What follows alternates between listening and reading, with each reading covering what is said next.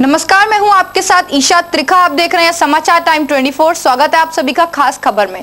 पाकिस्तान को एक और झटका देते हुए प्रधानमंत्री नरेंद्र मोदी ने मंगलवार को फैसला किया है कि इस्लामाबाद में नवंबर में होने वाले शार्क सम्मेलन में भाग नहीं लेंगे। इस 8 सदस्यीय समूह के 3 और देशों ने भी सम्मेलन से अलग रहने का निर्णय लिया। भारत के समर्थन में बांग्लादेश, भूटान और अफगानिस्तान ने सम्मेलन में हिस्सा लेने से इनकार कर दिया। आतंकवाद के मुद्दे पर नेपाल भी भारत के साथ है और पाकिस्तान के रुख साफ करने को कहा है। पाकिस्तान द्वारा भारत के खिलाफ सीमा पर आतंकवाद जारी रखने का हवाला देते हुए सरकार ने ऐलान किया कि मौजूदा हालात में भारत सरकार इस्लामाबाद में प्रस्तावित शिखर सम्मेलन में भाग लेने में असमर्थ है। इस शिखर सम्मेलन को रद्द करना होगा क्योंकि द शेड चार्टर के अनुसार किसी एक शासन प्रमुख की अनुपस्थिति में भी शिखर सम्मेलन नहीं हो सकता। इस फैसले की घोषणा करते हुए भारत ने कहा है कि एक देश ने ऐसा माहौल बना दिया है जो शिखर सम्मेलन के सफल आयोजन के अनुकूल नहीं है। विदेश मंत्रालय ने ये एक बयान में कहा।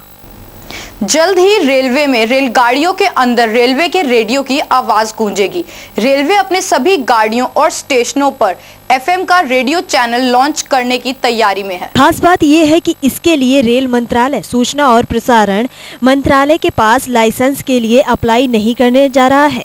रेलवे के एक उच्च अधिकारी की माने तो इसकी जरूरत ही नहीं होगी क्योंकि रेलवे इंटरनेट आधारित रेडियो चैनल शुरू करने की योजना बना रहा है। इंटरनेट आधारित रेडियो के लिए अलग से लाइसेंस लेने की जरूरत नहीं पड़ती है। रेलवे के एक आला अफसर के मुताबिक चलती रेलगाड़ी में एफएम रेडियो का प्रसारण संभव नहीं है। ऐसे में सबसे टिकाऊ और कारगर तरीका है इंटरनेट पर आधारित रेडियो चैनल। रेलवे धीरे धीरे सभी रेलवे स्टेशनों पर हाई स्पीड वाईफाई सेवा देने की दिशा में बढ़ रहा है। ऐसे में रेलवे ने योजना बनाई है कि हर एक ट्रेन पर 6 घंटे तक के कंटेंट को डाउनलोड करके प्रसारित करने के लिए सर्वर लगाया जाएगा। भारत की ओर से 56 साल पुराने सिंधु जल संधि को रद्द किए जाने के कयासों को पाकिस्तान ने विश्व बैंक की ओर रुख किया।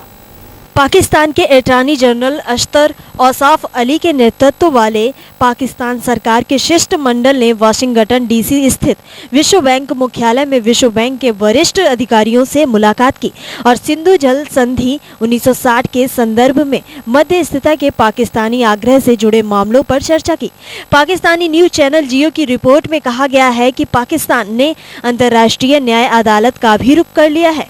हालांकि उसने इस बारे में ब्यौरा नहीं दिया। बीते 19 अगस्त को पाकिस्तान ने भारत से औपचारिक रूप से आग्रह किया था कि वह नीलम और चेनाब नदियों पर पनबिजली संयंत्रों के निर्माण से जुड़े विवादों का समाधान करे। वह मामले को मध्यस्थता अदालत के पास ले गया था। बाहुबली शहाबुद्दीन की जमानत को रद्द किए जाने पर आज फैसला हो सकता है। सुप्रीम कोर्ट ने इस मामले की सुनवाई बुधवार तक टाल दी थी। शहाबुद्दीन के वकील ने कहा कि जवाब दाखिल करने के लिए अतिरिक्त समय की जरूरत है। इसके बाद सुप्रीम कोर्ट ने बिहार सरकार की याचिका पर सुनवाई टाल दी गई थी।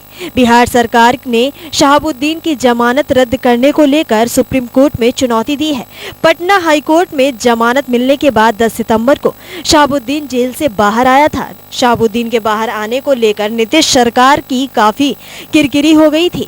लालू इसे कोर्ट का फैसला बताकर बचाव कर रहे थे, लेकिन उनकी अर्जी के खिलाफ विपक्ष के दबाव में सरकार को सुप्रीम कोर्ट जाना पड़ा है। फरवरी महीने में ही हाई कोर्ट ने 9 महीने में ट्रायल पूरा करने को कहा था, लेकिन आरोप लगता है कि नीतीश सरकार ने हाई कोर्ट में ठीक से पैरवी नहीं की, इसीलिए शहाबुद्दीन को बाहर आने का मौका मिला।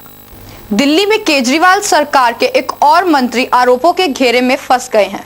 सूत्रों के मुताबिक इनकम टैक्स डिपार्टमेंट ने स्वास्थ्य मंत्री सत्येंद्र जैन को करीब 17 करोड़ रुपए का हवाला कारोबार के मामले में समन भेजा है और 4 अक्टूबर को पेश होने को कहा है, लेकिन सत्येंद्र जैन ने आरोपों से इनकार किया है। मुख्यमंत्री केजरीवाल उन्हें क्लीन चिट दे रहे हैं। सूत्रों के मुताबिक सत्येंद्र जैन को इनकम टैक्स विभाग ने जो नोटिस भेजा है उसमें जैन पर 4 कंपनियों को गलत तरीके से 17 करोड़ रुपए ट्रांसफर करने और कंपनियों से चेक पाने का आरोप लगाया गया है।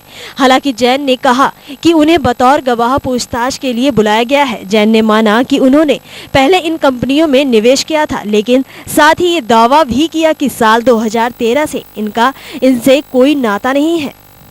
उरी हमले के बाद मोदी सरकार ने पाकिस्तान को सबक सिखाने के लिए क्या किया, बताएंगे आपको ब्रेक के बाद।